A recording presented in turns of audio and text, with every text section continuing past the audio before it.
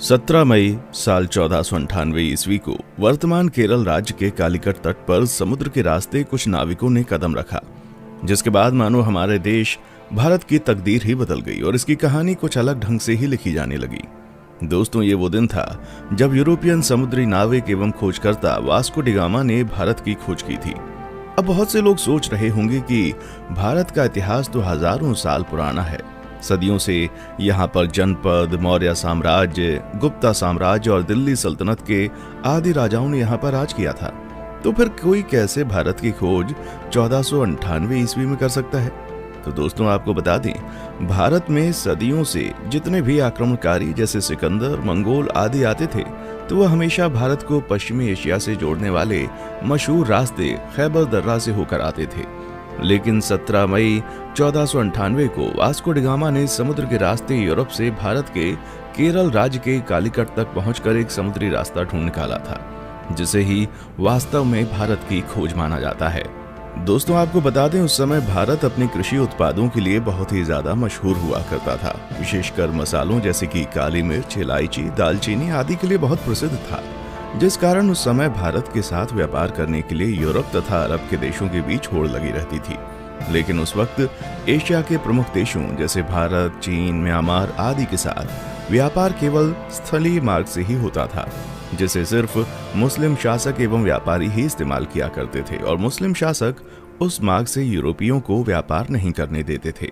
लेकिन जब यूरोपीय लोग भारत में आने के बारे में और यहाँ की दौलत के बारे में सुनते थे, तो वे भारत पहुँचने के लिए और भी उत्सुक हो जाते थे। इसलिए व्यापार मार्ग की समस्या को खत्म करने के लिए कई यूरोपीय देशों ने यूरोप और भारत के मध्य एक समुद्री मार्ग खोजने का प्रयत्न शुरू कर दिया।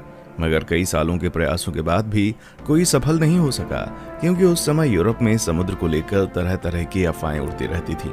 जैसे कि कई लोगों का मानना था, अगर समुद्र में नाव को बहुत दूर तक ले गए तो नाव समुद्र के अंतिम छोर पर जाकर गिर जाएगी।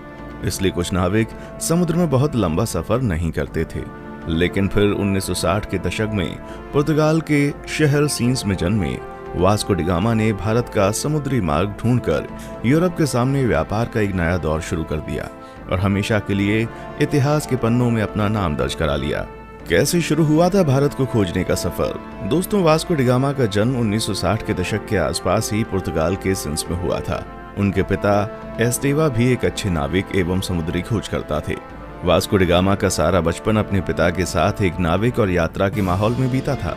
फिर सन 1480 में वास्को डी गामा ने अपने पिता का अनुसरण करते हुए पुर्तगाली नौसेना में वो शामिल हुए। यहीं पर उन्होंने नौचालन का एक एडवांस तरीका और लंबी समुद्री यात्रा करना सीखा। फिर उस समय पुर्तगाल के राजा हेनरी, जिन्हें हेनरी द नेविगेटर के नाम से भी जाना जाता था, उन्होंने उत्तर और पश्चिम अफ्रीका में कई सफल समुद्री यात्राओं तथा खोजों को आर्थिक सहायता एवं संरक्षण प्रदान किया था, जिस वजह से बहुत से नाविक नए नए द्वीपों को ढूंढने की कोशिश किया करते थे। इसी के चलते 1487 में पुर्तगाल के ही एक प्रसिद्ध खोजकर्ता बार्टोलुम डायस ने अफ्रीका के दक्षिणी सिरे तक यात्रा करके ये पता लगा लिया था कि हिंद महासागर और अटलांटिक महासागर एक दूसरे से जुड़े हुए हैं। जिसके बाद डी गामा, जो समुद्री यात्राओं एवं खोजबीन में गहरी दिलचस्पी रखता था, वो जानता था कि यदि हिंद और अटलांटिक महासागर अफ्रीकी भूमि के अंत में जुड़ते हैं तो वो अफ्रीका से दूर दक्षिणी कोने पर मौजूद केप ऑफ गुड होप के माध्यम से भारत तक पहुंचने का मार्ग खोज सकता है। जिसके बाद 8 जुलाई 1497 को वास्को डी गामा ने 4 जहाजों और 170 आदमियों के दल के साथ पुर्तगाल के लिस्बन शहर से अपनी यात्रा शुरू की। वो खुद 200 टन वजनी सेंट गैब्रियल नामक जहाज में सवार हुआ और अपने छोटे भाई पाउलो को सेंट राफेल नामक जहाज का नेतृत्व सौंप दिया।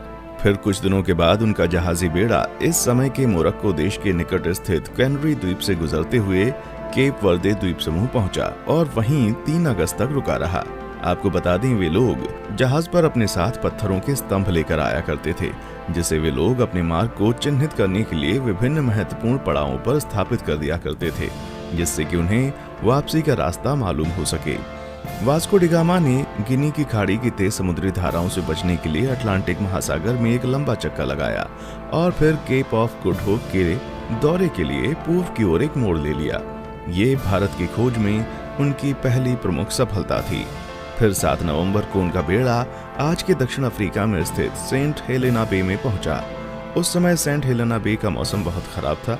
वहां बहुत तेज हवा और समुद्री लहरें चल रही थीं, जिस वजह से वास्को डी गामा का दल अगले 22 नवंबर तक आगे नहीं बढ़ सकता था। लेकिन फिर भी कुछ दिनों बाद मौसम अच्छा होने पर उन्होंने यात्रा करना शुरू कर दिया और वे केप ऑफ गुड होप पहुंच गए, जहां पहुंचकर उन्होंने इस जगह का अच्छे से दौरा किया। दोस्तों, आपको बता दें, जब Vasco da Gama Cape of Good Hope नामक स्थान पर पहुंचे तो तभी उन्होंने महसूस किया कि उसका भारत तक मार्ग खोजने का सपना हकीकत में तब्दील हो सकता है। और फिर मार्ग को चिन्हित करने के लिए पहले की भांति वहां एक पत्थर का स्तंभ स्थापित किया और फिर आगे की यात्रा की तैयारी करने लगे। केप ऑफ गुड होप के आगे की यात्रा उन्होंने 8 दिसंबर को शुरू की थी और क्रिसमस आने तक वे दक्षिण अफ्रीका के नटाल तट पर पहुंच गए।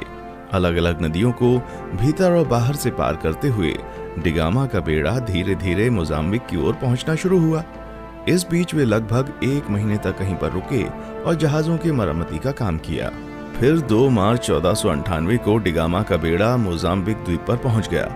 जब डी गामा अपने दल के साथ मोजाम्बिक की धरती पर उतरा और वहां के निवासियों से मिला तो उन्हें लगा कि ये पुर्तगाली जहाजी भी उन्हीं की तरह मुसलमान है, इसलिए उन लोगों ने उनकी खूब मदद की।